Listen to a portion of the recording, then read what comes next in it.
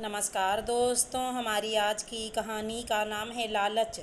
ये साड़ी तुमने कब खरीदी? मुझे दिखाई भी नहीं। जैसे ही राधा नई साड़ी पहनकर खड़ी हुई, रूबी पीछे से बोल पड़ी, बस जीजी, थोड़े दिनों पहले ही लेकर आए थे, याद नहीं रही आपको दिखाने की? राधा रूबी से बोली, मुझे बहुत अच्छी लग रही है ये साड़ी, मुझे भी ऐसी ही एक साड़ी ला कर दो। जी, उसकी दुकान पर सिर्फ इस तरह की एक ही साड़ी थी। कोई बात नहीं, आप ये ही ले लीजिएगा।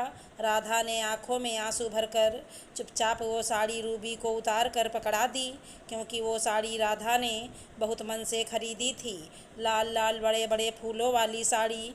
कब से राधा का मन था इस तरह की साड़ी लेने का। चलिए बताते हैं आपको रूबी की कहानी। शादी के तुरंत बाद ससुराल में निभा ना पाने के कारण मायके वापस आ गई। माँ बाप ने बहुत कोशिश की ससुराल भेजने की, लेकिन किसी भी तरह से ससुराल जाने को तैयार नहीं हुई रूबी। कभी बंधन में रहना सीखा ही नहीं तो ससुराल में कैसे निभाती। ससुराल तो आखिर ससुराल ही होता है। बहुत कुछ अपने आप को बदलना पड़ता, लेकिन वो तो कभी सीखा ही नहीं था। जब तक छोटे भाई की शादी नहीं हुई तब तक मायके में भी सब कुछ ठीक ठाक रहा, लेकिन जब से राधा ब्याह कराई, तरह तरह से उसके साथ भी अपना मायके का हक जताकर ज्यादती करने लगी। राधा संस्कारी परिवार की सुशील बेटी थी, पलटकर जवाब देना सीखा ही नहीं। जो कुछ भी रूबी कहती बड़ी जल्दी मान लिया करती। हालांकि सासू माँ कभी कभी अपनी बिटिया को टोक भी देती, लेकिन बिटिया आखिर बिटिया होती है, इसीलिए राधा की अपेक्षा रूबी का ही पलड़ा भारी होता। राधा जो कुछ भी अपने लिए खरीदती, रूबी पूरे हक से वो चीज़ उससे ले लिया करती, चाहे वो चीज़ राधा के मायके से ही पसंद करवा कर ही क्यों न मिली हो। अभी तक तो सब ठीक ठाक था, लेकिन जब से राधा की बेटी कोमल बड़ी हो गई, उसको ये सब बिल्कुल भी नहीं अच्छा लगता। वो अक्सर टोक दिया करती कि आपने अपना सामान बुआ जी को क्यों दे दिया? कोई बात नहीं बेटा, आखिर वो तेरी बुआ जी तो है ना। कोई सामान उनको पसंद आया तभी तो ले लिया, मैं दूसरा सामान खरीद लूँगी। आप भी मम्मी हमेशा भोली भाली ही बनी रहिएगा। और आज जब कोमल ने बुआ जी को वो बड़े बड़े लाल फूलों वाली साड़ी पहने देखा तो उसे बिल्कुल भी अच्छा नहीं लगा। ये क्या मम्मी, आप कितना मन से ये साड़ी लाई थी और वो भी बुआ जी को दे दी? हाँ बेटा, तेरी बुआ जी का तो लालच बढ़ता ही जा रहा है, क्या कर सकती हूँ मैं। लेकिन बेटा कुछ कहना मत बुआ जी से, आपने ही बुआ जी को इतना बढ़ावा दिया है।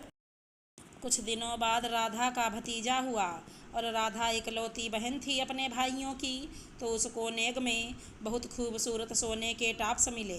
राधा वो टॉप्स पाकर बहुत खुश हुई, क्योंकि बहुत दिनों से उसने ऐसे ही जड़ाऊ टॉप्स लेने का सोच रखा था। और वही हुआ जिसका डर था राधा को। वापस आते ही रूबी की निगाह उन टॉप्स पर अटक गई, और हमेशा की तरह रूबी ने उनको लेने की जिद पकड़ ली। और इस बार ढाल बनकर खड़ी हो गई कोमल, बस करिए बुआ जी, इतना लालच भी अच्छा नहीं। आज तक मम्मी जो भी सामान अपने बेहद मन से लेकर आती हैं, आप वो चीज़ उनसे ज़रूर ले लेती हैं। मुझको बिल्कुल भी अच्छा नहीं लगता। भले मम्मी आपसे संकोचवश कुछ कह नहीं पाती, लेकिन मैंने उनकी आंखों में उस सामान के लिए दर्द देखा है। मम्मी वो लाल बड़े बड़े फूलों वाली साड़ी कितने मन से लाई थी, आपने वो भी नहीं उनके पास रहने दी। और अब ये टॉप्स, ये तो मैं बिल्कुल भी नहीं लेने दूंगी। चुप रहो कोमल तुम, ये तुम्हारी बुआ जी हैं, कैसे बात कर रही हो इनसे? बड़ों का सम्मान करना भी भूल गई तुम। मम्मी, बुआ जी ने आज तक अपना बड़प्पन दिखाया? कभी नहीं। और आज मैं ये सिलसिला ही समाप्त कर दूंगी। बुआ जी, आपको जो भी पसंद आए आप बाजार से जाकर खरीद लाइए। तुम्हारी मम्मी ने तुमको बड़ों से ऐसे ही बातें करना सिखाया है? रूबी तिलमिलाते हुए बोली। रूबी, कोमल बिल्कुल सही कह रही है, जो मुझे कहना चाहिए था वो कोमल ने कह दिया। आज से तुम्हें जो कुछ चाहिए अपना खरीद कर लाओ। सासू माँ भी राधा का पक्ष लेते हुए बोलीं। इतना सुनते ही रूबी का चेहरा मुरझा गया।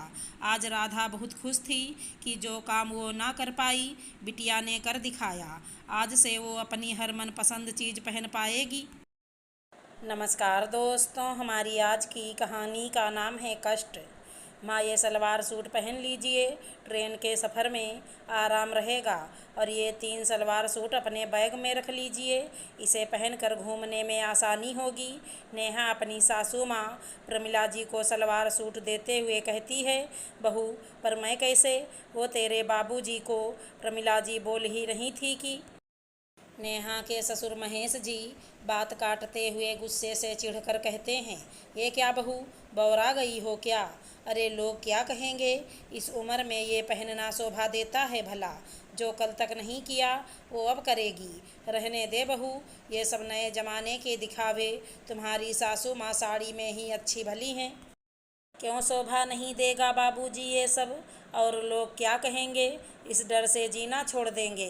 अरे बाबूजी, लोगों का क्या है, वो कल भी ऐसे भी बोलने से नहीं चूकते थे और आज भी नहीं चूकेंगे। पर आप तो कम से कम माँ जी के बारे में सोचिए।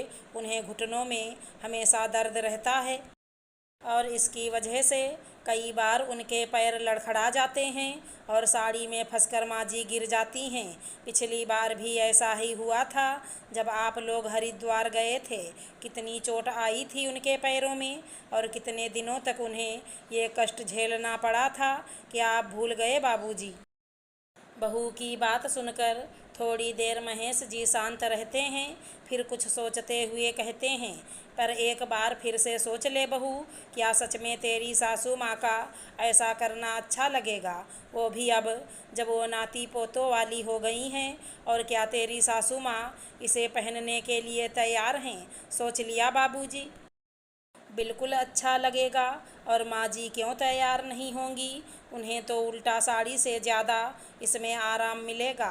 बस आप एक बार हाँ तो बोलिए, वो तो आपके ही हाँ का इंतज़ार कर रही हैं बाबूजी। और वैसे भी माँ जी तो यहीं खड़ी हैं, आप ही पूछ लीजिए बाबूजी। मुस्कुराते हुए नेहा कहती है। नेहा के ऐसा कहने पर महेश जी प्रमिला जी को छेड़ते हुए कहते हैं, तो प्रमिला जी इसे पहनकर भाग तो पाएंगी ना? क्योंकि हम लोग लेट हो रहे हैं और ऐसा ना हो कि आपके यहाँ के चक्कर में हमारी ट्रेन छूट जाए। इसलिए जल्दी से पहनकर तैयार हो जाइए, मैं अभी ऑटो लेकर आता हूँ। महेश जी ऑटो लेकर आते हैं और इधर प्रमिला जी सलवार सूट पहनकर तैयार हो जाती हैं और जाते जाते अपनी बहू का शुक्रिया अदा करके जाती हैं, क्योंकि उसी की वजह से आज उन्होंने अपने अंदर एक बदलाव को महसूस किया। अगर हमारी कहानी पसंद आई हो तो चैनल को लाइक शेयर सब्सक्राइब करें।